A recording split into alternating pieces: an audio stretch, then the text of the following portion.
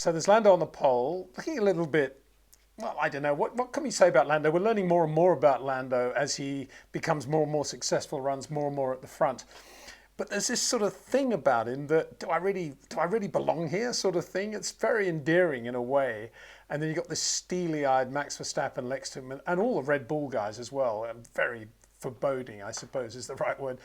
Anyway, there's always been a big discussion, certainly in my Formula One world, about whether at Interlagos it's better to be on the pole and therefore on the clean side of the grid, or on the inside on the left, on the so-called dirty side of the road. Because it's a relatively short run down to that first corner, and it's a very tight first corner. And if you make a half reasonable start from the inside, from P2, half reasonable, it's almost impossible for the guy on the pole to do anything about it. And we've seen that time and again. And I'm sure that Max was thinking, yes, it's not a bad place to be as he pulled up on the grid at the end of the formation lap with Lando there. Max made a slightly better start in terms of reflexes, but Lando made a good start from the clean side of the grid. And there was a bit of chat afterwards about, oh yeah, but when they got in the second phase of the launch, the Red Bull really came into its own.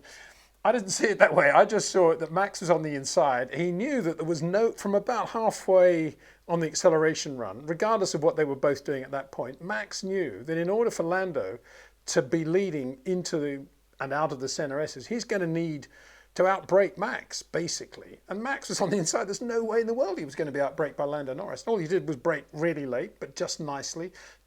Max is so good at this. When the tyres are not completely up to temperature, he's so good at braking at exactly the right moment and braking really late when he needs to. He's not a late braker, as I said many times in videos. But when he needs to, at the start of a race on semi-hot tyres, semi-cold tyres, whatever you want to call it, he's really good. Tremendous feel. And he's down the inside. And when you saw Max just pulling away, that was the braking. He was just out braking Lando. That's what was going on there. And that's how he got it. I mean, at that point, Lando couldn't do anything apart from sort of try to stay on the outside, maybe give Max a bit of a feeling that if he started to turn right, that Lando was inside. But Lando's not that sort of guy, and he backed away and let Max go. And that was it, really. And you thought, oh, well, that's it, But then Lando got gazumped by unbelievably aggressive George Russell. I mean, bear in mind, everybody's starting on the soft tyres, apart from the Haas Ferraris, I think.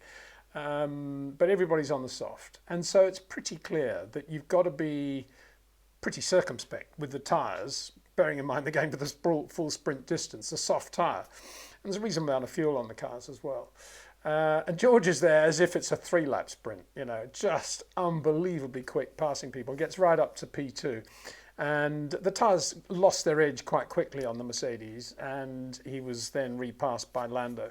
And then there was an interesting phase of the race, because Max at this point was leading, when Lando got back into P2, and the race sort of really began then.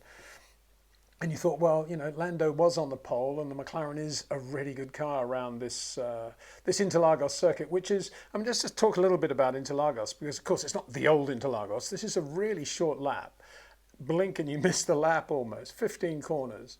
And sectors 1 and 3 are basically straights. They're not basically straights, but there's a lot of straights in 1 and 3. And so, you've got the Senna Esses at the end of the pit straight, and then you've got that long straight, and then that's the end of sector 1. And of course, there's the whole pit straight. And then sector 3 is basically the climb back up the hill and the long straight. So sector 2 is the one, really. There's some quick corners there, and there's some slow hairpins, and there's braking. And all I would say about Interlagos is that if you've got a half reasonable car and a pretty good driver, you're going to be okay around Interlagos. It's not that discerning of drivers and cars in the way that some other circuits are. It's great for racing, it's great for atmosphere, it's great for a million things. But in terms of actually being a discerning circuit, you can be a Mercedes and have a lot of downforce and grip in sector 2 and not much top speed and still be quite quick. Or you can be McLaren and you can have more top speed than Mercedes. Interesting, same engine. And maybe not quite as much sector 2 grip, although today McLaren were really good there. Or you can be Red Bull and you can have a really good compromise around all 3 sectors, which is what they set the car up to have. So anyway, getting back to the front, by the time Lando got back to P2 and the race proper was beginning, if you like, Max was leading by only 1.2. He had obviously been taking it very easy on the soft tyre. And there'd obviously been a discussion in Red Bull about how he was going to do that. And part of the problem was going to be in the middle of Sector 2, turns 7 and 8, which is the quick right-hander. We're talking 6th, 7th gear. It's an uphill right-hand, a bit of negative camber. It's a lovely corner. And then they brake quite hard after that into a tight right. So it's a really nice bit of road. I mean, that is the most discerning, in my opinion, the most discerning part of the Interlagos lap. And obviously through there, the tyres can take a bit of a pounding, particularly if it's a soft tyre. And they told Max to be relatively easy there. So Lando gets up to P2, and that is where he just puts pressure. Well, he's really quick there. He's consistently 0.2, 0.3 quicker through Sector 2, specifically there, than Max. And it was quite interesting because Giampaolo got onto the radio to Max to say, just to let you know, Lando's going really quickly through that section, 7 and 8. And didn't really get a reply. And at one point then, about 4 laps later, Max said, do we need to have a discussion about what we're doing on these quick corners? Because, I've obviously got, he didn't say this, but I've obviously got something in reserve there. Do I need to respond? And the reply came back, well, I've been trying to tell you for 3 laps that's where Lando's being in really quickly. And as soon as that happened, Max then basically went as quick as Lando, sometimes a little bit quicker. And there were now about 8 laps to go, and he started to pull away. And by that time, Lando's tyres went away as well. Probably because he'd been going so quickly there, pushing them so hard there specifically. When McLaren tonight are looking through their data and thinking, why did our tyres go off quicker or more comprehensively than those of the Red Bull? The answer won't be, well, it's just because the Red Bull's a better car, necessarily. It's going to be because Lando pushed very hard on that very demanding section of road for the tyres quite early on in the race for quite a long time, and that's what did the damage. And that's where Max was just cruising it, really. And once Max got the lead, it was just a question of time management from his point of view, and he pulled out, and he won convincingly by 4.2 seconds, which is pretty good over a sprint race. So a bit of an up and down weekend so far for Lando Norris. As I say, quickest in Q2 yesterday, and could well have got the pole yesterday if he hadn't had a moment, presumably on that one lap before the rain came. So that would have been a disappointing. Starting P6, not too bad, but he could be higher up the grid, and he's probably going to use up a lot of tyres tomorrow trying to recover from P6. And then in the sprint, he's on the pole and finishes second, having lost the lead before the first corner. P3, Sergio Perez. I thought Sergio drove very, very well today. He was not only passed by George, he was also passed by Lewis very early on as well. But got past them both and finished a solid third. I thought it was a very good drive by Sergio Perez, and obviously used the tyres quite a lot early on, but a very good underlining of the performance of the Red Bull RB19 today.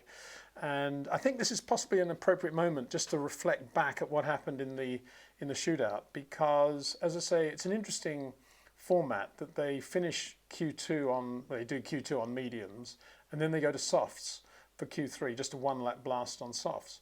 And it's a little bit hit and miss, but what I did actually was look at the top 5 in all 3 sectors in Q2 and then in Q3 to see which driver accumulated the most points, if you like. If you award 5 points if you're quickest in sector 1 in Q2, blah, blah, blah. I won't put it all up because it all looks a bit complicated and boring, but what I will tell you is that the overall winner, if you like, in terms of the most points accumulated in both mediums and softs, in other words, the best all-round package at Interlagos, using both types of tyres today, was Max Verstappen. No surprise there. He got a total of 20 points. If you accumulate, that's out of 6 sectors, 3 of which are on medium, 3 of which are on soft. 20 points for Max Verstappen. Second, interestingly, was not Lando Norris, it was Sergio Perez. And he got 17 points, beating Lando, who got 16 points. So that just shows how good the Red Bull is. 4th and 5th, George Russell and Lewis Hamilton in the Mercedes. Then Daniel Ricciardo in the Alpha Tauri, ahead of the 2 Ferraris, Carlos Sainz and Charles Leclerc.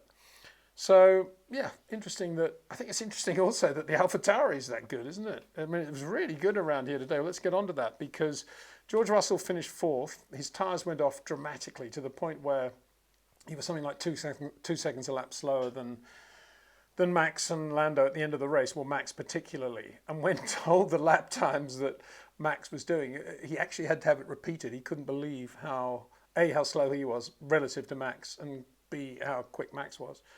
But a good drive by George Russell, bearing in mind how hard he pushed the tyres. You just thought that once they started to go off, he would just sink like a stone, but he didn't, and he kind of recovered pretty well. He had a big dice, repassing dice with Sergio Perez. Just really, really gritty, typical George Russell drive. Charles Leclerc, fifth, the better of the two Ferraris, going quite well. Tyre management day. Didn't look very good on the soft tyre. They were pretty good on the mediums, both Ferraris, but they put the softs on for Q3 in the SQ3, in the shootout for Q3. They sort of didn't do very much. And of course, with that grid position, it was never going to help them anyway. So let's see what happens tomorrow. Obviously, a much better starting position for them tomorrow, particularly for Charles. And sixth, Yuki Tsunoda in the Alpha Tauri. And Daniel Ricciardo finished ninth in the other Alpha Tauri. So this unbelievable pace now from Alpha Tauri. Good on him. Really good to see. On this occasion, Yuki did very well. He out-qualified Daniel and drove well. And he was up there, fighting Leclerc, fighting Carlos Sainz, really going for it, and drove very well, I thought. There was a moment when he was racing with Lewis, and I wondered whether Yuki was thinking, wow, Lewis turns in early. Why am I turning in so late to all these corners? I don't think he thought that, but I wonder whether he did, because he then caught and passed Lewis. So he probably wouldn't have thought that. He probably thought, oh, my style is better than Lewis's. I don't know. But it was really interesting when they were together to see how long Yuki's corners are. Unbelievably long. I mean, put him right up there with the Carlos Sainz brigade in terms of long corners, very wide, late turn-in compared with Lewis.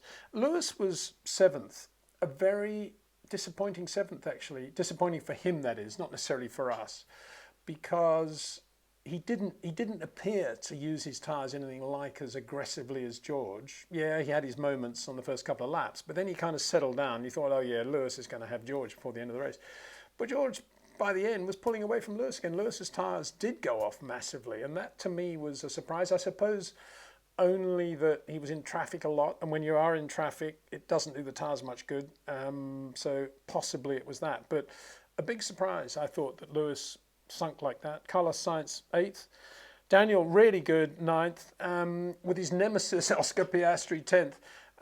And there was a moment when Oscar was in front and they were racing hard. And you could, this was a real needle match between the two Australians. And they both seem to be really good guys and in terms of what they say about one another and how they feel about life. But there's no doubt Daniel would have been thinking subconsciously, somewhere down there, this is the guy that, replaced me at McLaren. Am I that slow compared with him? Did they really need to replace me with this guy? And he beat him, outraced him and did very well. For his part, Oscar did make a good start and he was going well, but then he ran wide at the bottom of the hill, turn 4, coming out and lost positions there and got the tyres dirty and was thereafter quite a difficult race for him.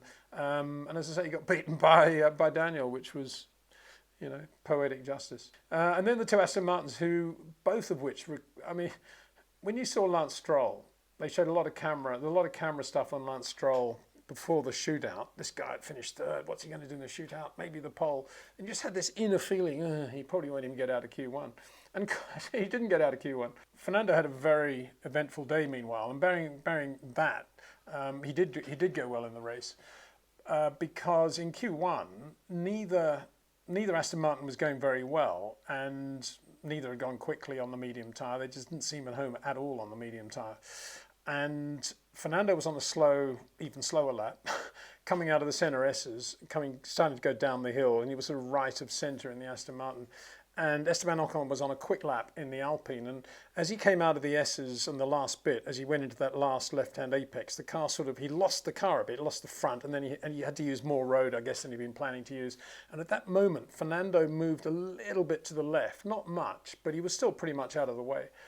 And the Alpine caught the left front of the Aston Martin. We don't see that happen very often. not nice at all. I've said before, for me, speed differential shunts are the worst thing you can have in motor racing, and this was one of them. I was lucky that nothing worse happened other than it was a big shunt for the Alpine, and he went off into the tyre barrier. Tyre barrier had to be repaired. And afterwards, I thought it was going to be interesting to see what the stewards said about it, because I suspected that neither of them would be blamed, because Fernando was more or less out of the way and Ocon had this moment. And sure enough, it was right. There was no penalty given on either side. Having said that, in my opinion, when you're on a quick lap, and there is a slow car in your peripheral vision, and for sure it was in Ocon's peripheral vision, that then becomes the edge of the racetrack. You're not driving the normal lap. And so, he had that moment, I guess, because he didn't have enough feel from the car of what the front was going to do, didn't have the tyres up to temperature. But you leave margin. If there's a slow car there, I'm afraid that is part of the racetrack. And yeah, Fernando did move a little bit, but I think he did everything he could have done, really. He kept out of the way. I don't think he was necessarily watching he probably knew that the Alpine was coming past and just moved a little bit, but he never imagined that he wasn't leaving enough room. And he certainly wasn't in the middle of the track. And I think the onus was on Ocon with the slow car there. It's unfortunate, but if you know that the car potentially might move there, and you should know that, then that is your place that you're aiming for. You don't aim for the normal part of the track, the exit of the track, and just assume there's no slow car there. So yeah, to me, that was more a misjudgment by Ocon than it was an accident which had no blame on either side. Whether a misjudgment is something you should get a penalty for is another matter, of course, and maybe it isn't. I'm just saying that in my view, I think Ocon could have made allowances for the fact that on the exit of that Senna Esses, there was a slow car on the outside. You've got to make allowance for that. It's just like when you're passing a slow car, you can't assume he's not there. He is there. And just as final full stop to that, P13, P14, the two Alpines, unbelievably quick in a straight line, unbelievably slow in terms of grip around Interlagos. So yeah, more of what we saw yesterday from the top speeds there, just crazy. Let's have a look at the speed trap in the shootout this morning. More relevant because obviously some are using DRS and maybe some were never using DRS in the race, so in the sprint race. So this is what happened in the shootout. You can see again, as per yesterday, the two Alpines incredibly quick in a straight line, considering how slow they are for the lap.